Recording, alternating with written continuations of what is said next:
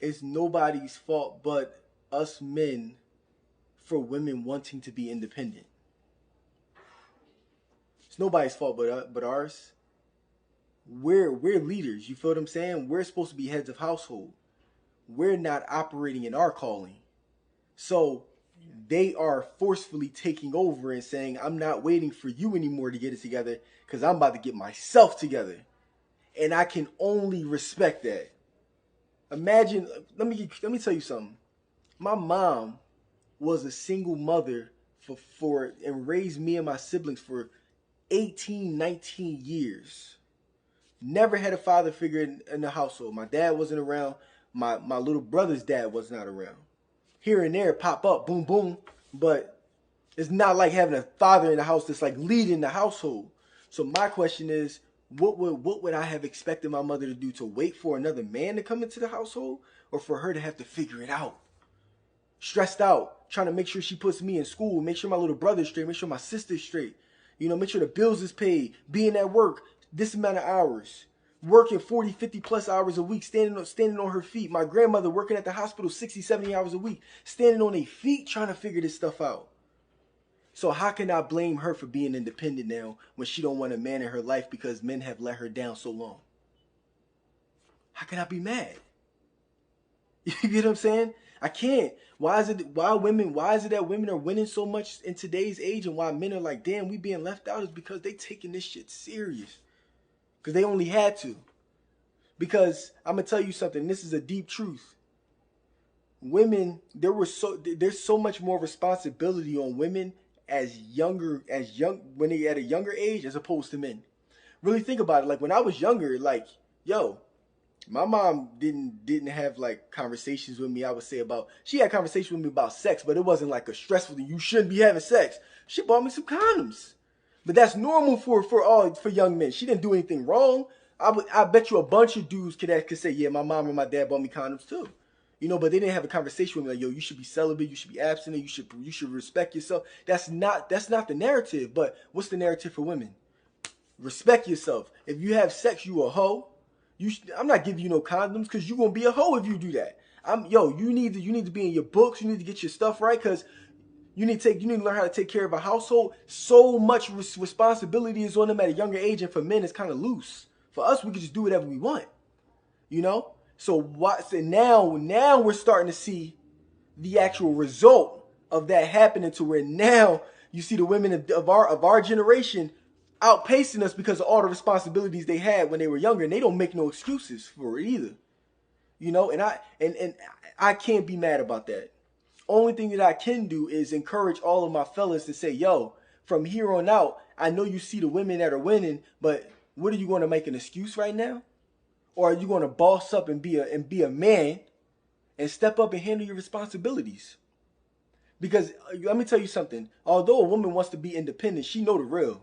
Don't get it messed up. She know the real. She know when a real man walks in the room. She know when he respects himself. She know when he got his finances straight. She know when he about his business. Or even if he don't got his finances straight, or whatever the situation be. She know when he's about his business. She know when his heart is in the right place, and he like, yo, listen, I'm trying to make sure this is good. Like, let me tell you something, man. And it's another thing about this too, is because a lot of us men, we're like overlooking chivalry. You know what I'm saying? Like, yo, chivalry should never, like, that should never be dead. Should be dead. Texting your girl and saying, yo, get dressed, I'm on my way. Don't worry about it. I'll be there at 7. I'm coming to pick you up. Getting her in the car, driving her to a nice restaurant you already had planned out. It ain't even got to be a 5-star restaurant. It's just the fact of, as men, we supposed to have plans. You feel me? You had a plan set up for it. Get dressed. I'll be there at 7. I'm coming to get you. I'm taking you to the restaurant. We're going to have a nice dinner. Then after that, I got a movie set up for us. And then we're going to go back to the house, have a good time, whatever. You had a plan. All women want is for us to is for us to make them feel secure. That's all they want. But when you don't have a plan and she can't trust you, how you can expect her to be independent and want to fight for herself now? Because she's fighting for her life.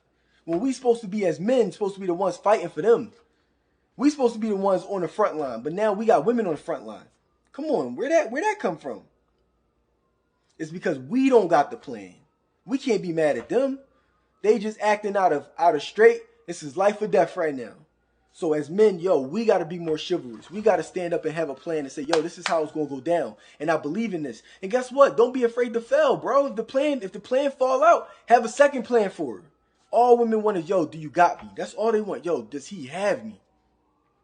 Can I trust him? Can I trust being in his arms? And he's going to protect me at all costs. Make sure our family is straight, or do the very best that he possibly can. Even if something happens where you run into financial ruin, are you going to do the very best that you possibly can to make sure you get back? I'm talking about going to job. Yo, I had a teacher one day, right? I'm gonna tell you this crazy thing. He was an Irish dude. I'm gonna tell you what he told me. He said, "Yo, if my kids was ever starving, they would never see me come back in the house until I had food in my hands. Never." He said, "I will go out there. I will get a lawnmower. I will sell broomsticks before I come into the crib and not have some type of food in my hands on the table. What do I look like being a man coming into the crib and my family waiting for me and I ain't got no food for them? What do I look like? A sucker." He said I would die before I allow my wife and kids to not being able to count on me. And that's how serious we got to take it as men. Until the day that we take it serious is the day that they gonna take us serious. That's the day they're gonna stop being independent and say, "Yo, I don't." That's the day. Because and then it's not even about the independence part, because a woman can still be extraordinary even when she's with a man that's extraordinary too. She can have her own independence within the entire family y'all entire family, you know. But it's the situation of that, like, yo, we got to be secure in ourselves first as men before we can handle that. Or you just gonna be intimidated by her because you don't got nothing to show for her. What you gonna do? You're not harming nobody but yourself. It's your own feelings that you hurting. You know what I'm saying? Not them. Don't blame it on her. She had to fight all her life. Her mom had to fight all her life. That's all. She's only operating based off of what she saw her parents, her mom do, you know, or her dad got let down, you know. So like, yo, we step it up today from here on out. Men, we step it up. We be the leaders. We say, yo, sweetheart, I'm not going to stop. I will die before I put you in harm's way. And when she believes that, yo, the conversation of a woman not respecting a man is over. We got to do a better job.